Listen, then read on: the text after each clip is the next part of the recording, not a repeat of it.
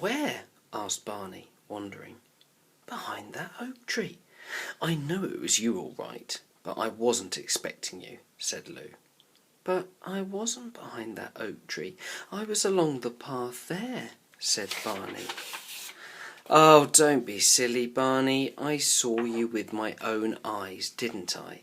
said Lou crossly. "You must have been there." "But I wasn't, I promise," Barney protested. "How could I have got there?" Lou said nothing for a moment.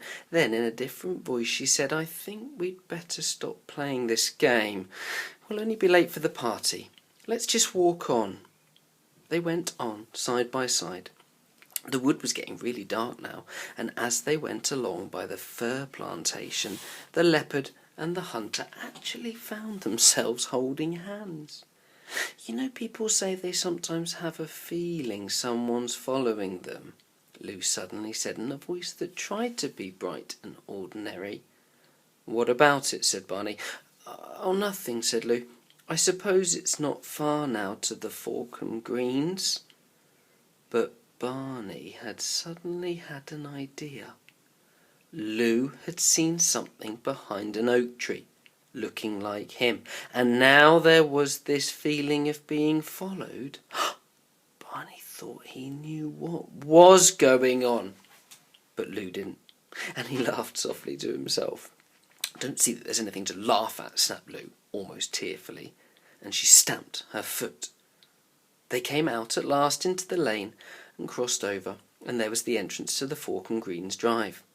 They could see cars parked outside the house, big ones and little ones, and lights blazed from the windows and from over the front door. Lou's eyes began to sparkle, but now Barney started to feel uncomfortable. He liked parties almost as much as Lou, once they'd started, but he felt shy about going up to the big door and ringing the bell. As Lou skipped up the steps and pulled the handle, Barney took a grip on his axe and looked back along the shadowy drive. And yes, he was almost sure something had slipped between two rhododendron bushes. It was what he had thought. Someone was lurking behind them. It was Stig. The front door opened and Mrs. Forkham Green stood there looking a little distracted already. "Hello, do come in," she cried. "Oh, it's the puma and the caveman. How sweet of you to come. And how realistic." She sniffed a little at the animal smell that came in with them, but there was a wail from behind her and she had to turn around to the massive children of all ages who were hurtling about the big hall or standing dumbly in the corners. "Oh dear, who is it behind the mask there, Lone Ranger or Zorro? Please don't poke little Bo Peep with your sword, will you, dear? She's only 3 and she doesn't like it."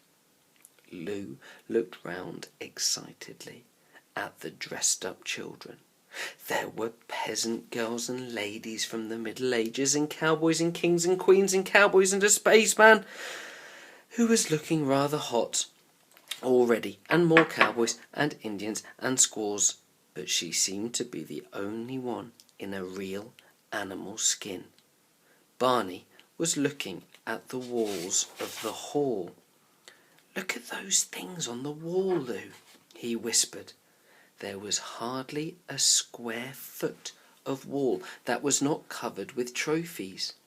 Heads of gazelles and hartebeest and gnoos and bunches of spears and assegai and leather shields and racks of swords and daggers and old guns. "This is a super place," murmured Barney. "I'm jolly glad we came, aren't you?" Mrs. Forkham Green clapped her hands loudly, and then, "Now then, children," she called, "I think we're all here, so we'll start off by dancing Sir Roger de Coverley. I expect you all know it, don't you? The girls do, anyway, and they can show the boys." Most of the girls began twittering with pleasure and formed themselves in line, ready to begin. But there were glum looks amongst most of the boys, and they stood around grasping various weapons. It was going to be that sort of party, was it? Come on, boys, line up. All pistols, tomahawks, ray guns, stone axes on the oak chest, if you please, caroled Mrs. Falcon Green as she sat down at the big grand piano. The boys lined up sheepishly, and the music began, and the girls hopped and skipped, and the boys blundered and bumped, and everyone was rather glad when the dance came to an end. Mrs. Falcon Green had got everything well organised. After the dancing, they had guessing games and acting games and sitting in a ring games, and she had just handed out pieces of paper and pencils to everyone who could write, and got one of the older girls to do ring-a-ring-a-rosies with the tinies, when the lights went out. "The fuses!" wailed Mrs. Falcon Green. "One of you older ones, get a game going, will you? I won't be long, I hope." And she made her way into the back part of the house. There was a lot of scuffling and squeaking in the dark, only lit by the flickering flames from the big fireplace. And of course it had to be Lou who thought of something. "We'll have a leopard hunt," she said. "Give me 20 to get away, and you've all got to hunt me and put me in a cage, all right?" There were shouts of agreements. Boys scrambled for their weapons in the dark. Several people counted up to 20, and everybody shouted, "Coming!" And except for a few tiny ones who stayed by the fire, everyone scattered up the stairs and along the corridors, whooping and chattering and telling each other to be quiet. Barney was one of the first up the broad staircase and onto the dark landing. Moonlight came in through the leaded windows and shone on a figure standing there. He was just going to say something to it when he noticed it was an empty suit of old-fashioned armour.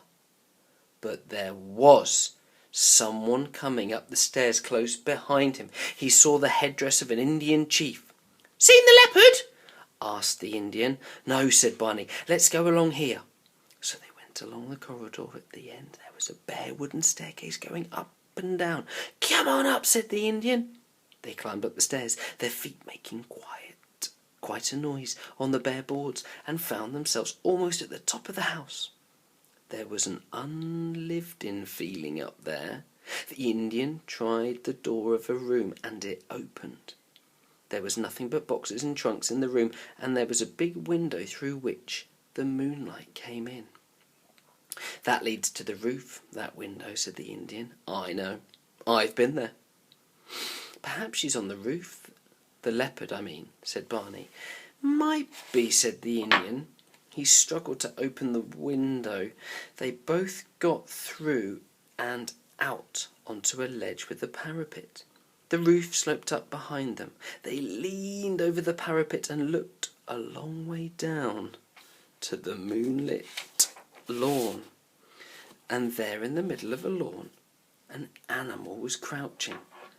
Barney's heart gave a bump, although he knew he was only hunting for his sister. "Look," he gasped to his friend the Indian. "There it is, the leopard, down there." "Crumbs!" exclaimed the Indian. "Doesn't it look real? Come on, down again, quick!" They got back in through the window and bumped down through the box room and clattered down the stairs and made for the main staircase, calling out, "Outside, everyone! Outside! The leopard's in the garden, everybody out!"